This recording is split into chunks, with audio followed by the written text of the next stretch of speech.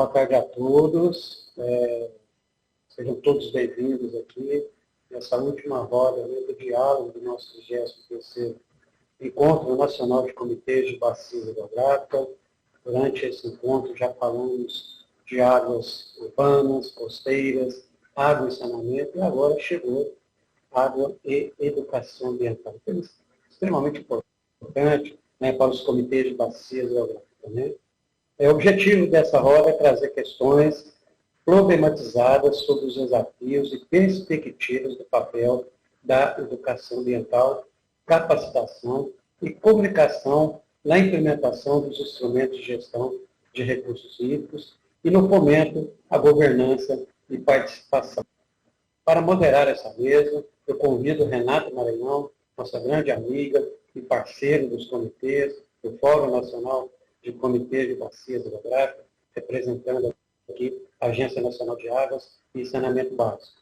Especialista em recursos hídricos e saneamento básico da Agência Nacional de Águas e Saneamento Básico, onde atua como coordenadora de capacitação do Sistema Nacional de Gerenciamento de Recursos Hídricos e setor do saneamento. Atuou durante 15 anos no Departamento de Educação Ambiental do Ministério do Meio Ambiente, como técnica temporária em políticas públicas. Ela é também analista ambiental, gerente de projetos e também diretora de educação ambiental, mestre em ciências florestais, especialista em gestão pública e responsabilidade fiscal e graduado em engenharia florestal. Seja muito bem-vinda, Renata, a palavra está com você e muito obrigado mais uma vez pela sua presença aqui no nosso 23º Encontro Nacional de Comitês de Bacias Hidrográficas. A palavra é sua. Muito obrigado, Bush. Agradeço em seu nome da Soraya pelo convite, pela oportunidade. Boa tarde a todos, sejam bem-vindos ao INCOB, o maior evento de integração pelas águas, que nessa edição traz o tema Água, Fator de Vida, Saúde e Desenvolvimento. Eu gostaria de agradecer a presença de todos os membros de comitês de bacias e outras instituições que participam dessa roda, que trará o tema, como o Bush mencionou, água e educação ambiental. Para a nossa conversa, contaremos com a participação de 3 convidados, que trarão diferentes perspectivas sobre o tema. O Pedro Jacob, da USP, que falará da crise hídrica e do papel da educação ambiental no seu enfrentamento. Pedro Carbone trará um pouco do aspecto da capacitação e da interface com a educação ambiental diante dos desafios postos para a educação. E o Vitor Saraceni trazendo aí alguns aspectos na área de comunicação e engajamento. O nosso evento terá uma duração de 3 horas. Cada participante fará uma exposição inicial de 25 minutos e, em seguida, abriremos para o debate. Eu já convido a todos a postarem as suas perguntas, elas serão respondidas após a exposição de todos. O QR Code está disponível na tela, acessem o QR Code e já podem iniciar aí a inserção das questões para subsidiar aí a nossa roda de conversa. Antes de passar a palavra para os palestrantes, eu gostaria de trazer alguns aspectos para comentar a discussão. Peço licença aqui para compartilhar aqui a minha apresentação. Então, o primeiro ponto, por que discutir educação ambiental, capacitação e comunicação no INCOB? Um evento tão expressivo, aí, trazendo a representatividade dos diversos atores dos comitês de bacia, por que a organização destinou um período inteiro para a gente discutir esse ponto? Eu pude acompanhar a mesa de abertura e algumas mesas e surgiram vários aspectos diretamente relacionado com os comitês, como participação, educação política, governança, compartilhamento de informação, legitimidade, foi colocado os comitês como o parlamento das águas.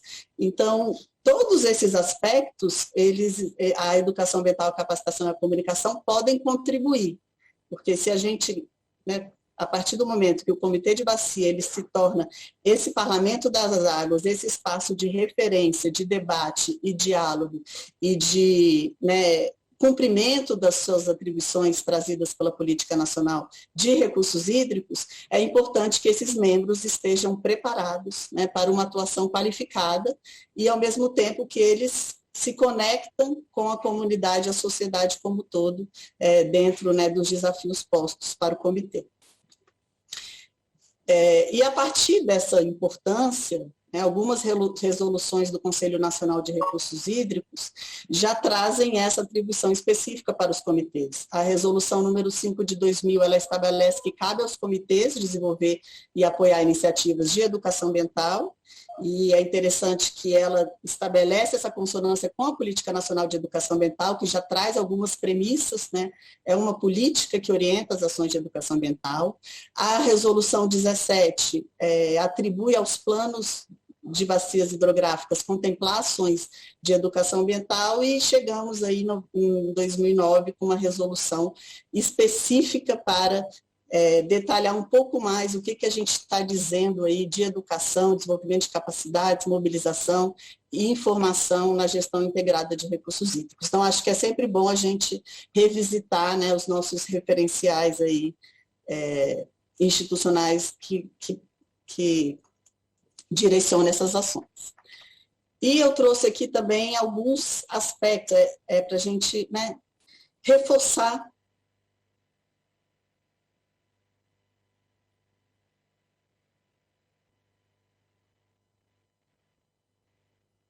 o que é os diversos atores da bacia hidrográfica, o local onde os problemas e potenciais dos territórios eles são vistos mais de perto, né? Então, ele se faz como uma instância que contribui com essa gestão descentralizada e participativa atribuída pela Política Nacional de Recursos Hídricos, se tornando um espaço de planejamento, diálogo, reflexão, construção de consensos e gestão de conflitos. Ou seja, ele é um espaço propício de aprendizagem.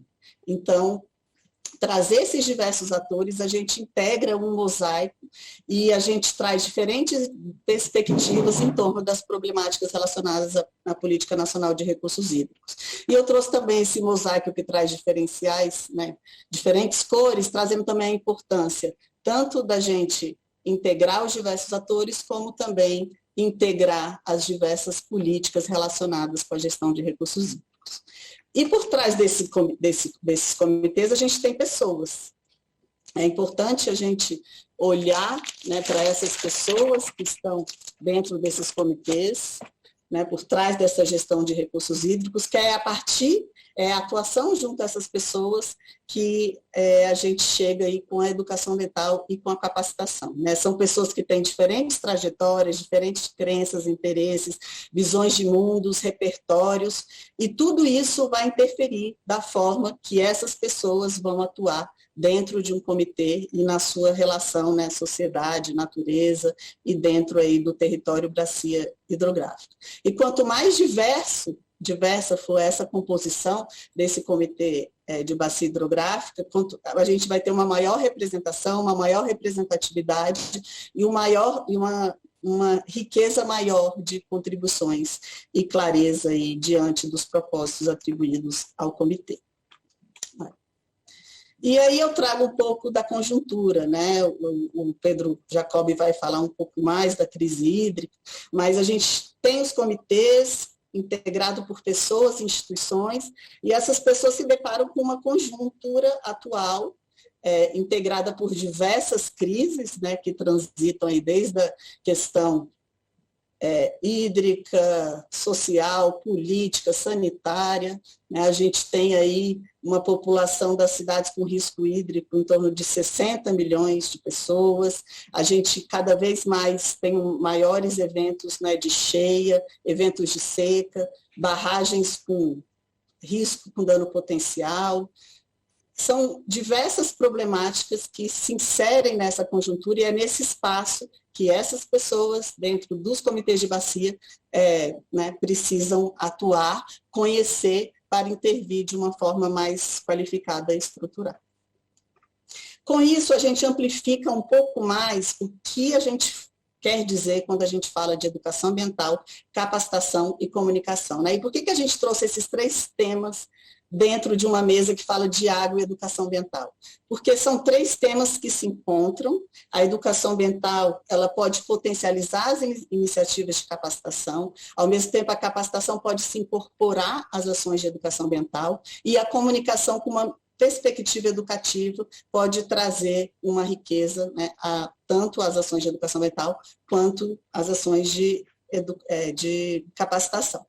Então, a gente não está falando apenas, né, de levar temas ambientais dentro do espaço escolar. Né? A gente está falando aqui de ações que capacitam para qualificar a gestão de recursos hídricos, né? É uma educação ambiental que se insere na gestão de recursos hídricos, que prepara para a tomada de decisão e participação, que mobiliza para a implementação dos instrumentos da Política Nacional de Recursos Hídricos, né, de que forma essas iniciativas ajudam tanto a elaboração quanto a implementação desses instrumentos, contribui com a resolução de conflitos, que é um papel, né, intrínseco aí do Comitê de Bacia e cada vez se tornará mais presente no cotidiano dos comitês e de todos os atores do SINGRE, e para isso elas precisam problematizar a realidade e promover o diálogo, produzindo conhecimento em diversas linguagens, sobre diferentes perspectivas, fortalecendo ações locais, né, tudo que já existe, e para que a gente consiga aí transformar as pessoas e, a partir das pessoas, transformar a realidade socioambiental do nosso território. E aí eu gostaria de fazer uma visita muito rápida aqui, foi um mapeamento que eu fiz ontem, né, com algumas horas, que mostrou a riqueza do que os comitês têm feito na área de educação ambiental, capacitação e comunicação. Então, existem muitas iniciativas envolvidas à estruturação de planos, programas e projetos, né? Tem o plano diretor de educação ambiental, projeto de educação ambiental, apoios a projetos, PCJ virtual, que é um projeto específico também. Existem planos e programas de comunicação e capacitação. O Procomitês, ele fomenta que os comitês elaborem programas de comunicação e programas de capacitação, né? Então, acho que eu trago essa questão para a roda, né? Como que isso tudo se conversa no território da bacia hidrográfica. Temos também cursos, seminários, encontros formativos e palestras, produção de materiais educativos, né? Com certeza esse diagnóstico, se ele for efetivamente feito, a gente vai ter muita riqueza do que os comitês de bacias tem desenvolvido aí no seu território. E ações na escola, que essa é uma demanda histórica, que está presente até no atual Plano Nacional de Recursos Hídricos, né? A Paraíba iniciou um projeto dos comitês nas escolas, o Procópio até trouxe uma frase na última jornada que a gente fez, que ele disse, se o comitê não vai na escola, a juventude não vai para os comitês. Então, também é uma iniciativa importante para os comitês. E agora, para finalizar essa minha exposição inicial, eu vou trazer aqui o retorno de vocês nessa atividade prévia que a gente fez, enviamos e-mails, né, para todos os inscritos, com a seguinte pergunta: qual é o seu principal desafio no desenvolvimento de ações de educação ambiental e capacitação no seu comitê? Em 2 dias recebemos mais de 300 respostas, né, e essa é a nossa nuvem que caracteriza aí esses principais desafios. Depois eu vou ver uma forma de compartilhar com vocês, porque quanto mais a gente olha para essa nuvem, a gente vai encontrando, né, novos desafios. Eu fiz uma primeira sistematização, trazendo os temas que foram mais recorrentes nessa nuvem, né, e ao mesmo tempo eles trouxeram respostas não apenas dos desafios, mas caracterizaram o que a gente almeja com essas iniciativas, né? Então, o quê? A palavra que mais apareceu foi a questão da conscientização, né, associadas aí com educação, capacitação e comunicação. E aí entrou também o como, né, por meio de conhecimento, mas também por meio de comprometimento. Então, a gente vê que essa nuvem aqui agregou diversas palavras, né? A gente trabalhar com os conhecimentos, mas avançar para as habilidades e as atitudes que o Pedro Carboni vai poder explicar para a gente um pouco melhor. Então, comprometimento, engajamento, envolvimento, iniciativa, ação, vontade, para que a gente olhe para esse maior desafio que é a inércia, né? A sociedade se deparando nessa conjuntura tem a tendência de se sentir impotente diante dessa realidade, então a gente precisa fomentar esse engajamento, esse comprometimento. E para isso precisamos de políticas públicas estruturadas, não conseguiremos fazer isso sozinho, é necessário uma cooperação, integração, parcerias e articulação, e precisamos de tempo e recursos, né, para o desenvolvimento dessas iniciativas. E o interessante foi o para quê. as palavras que apareceram têm total relação com o tema do nosso INCOB, né? Então, sustentabilidade, obviamente a gente tem que olhar para essa sustentabilidade a partir de uma perspectiva social, ambiental e econômica, a participação, e entrou também a questão da vida, da cidadania, do respeito, né? O que a gente almeja com todo esse processo aí de educação, capacitação e comunicação. O saneamento entrou como um tema né, de maior relevância, a questão temática, consumo consciente e déficit hídrico. Então, esse aqui foi um pouco o retrato das contribuições de vocês, para que nossos palestrantes possam partir desses grandes desafios e trazer aí algumas reflexões, perguntas e, quem sabe, algumas respostas. Isso aqui é um texto, uma carta das juventudes para os encontros formativos de educação ambiental na gestão das águas, e eles colocaram, né? Hoje somos uma nascente, o início de um pequeno córrego. Com o tempo nos uniremos a outros corpos d'água. Se você quer ajudar a manter esses corpos fluindo, te convido a se levantar com a gente e continuemos a criar outros marcos históricos, agora nos nossos municípios, escolas e comitês de bacias. Não só para, mas também com as pessoas.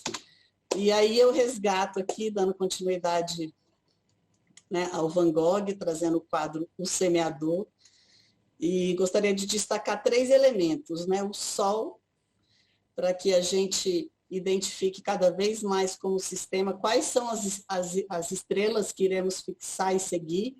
Quando a gente tem clareza, né, do nosso propósito, facilita a nossa tomada de decisão, né? Teve uma pergunta da questão ideológica, mas se a gente estabelece que nosso objetivo é o bem comum, é garantir o acesso de qualidade, em quantidade e qualidade de água a todos, né, para que a água seja um direito humano, a gente acaba isolando, né, eventuais polarização. O outro aspecto é o contraste.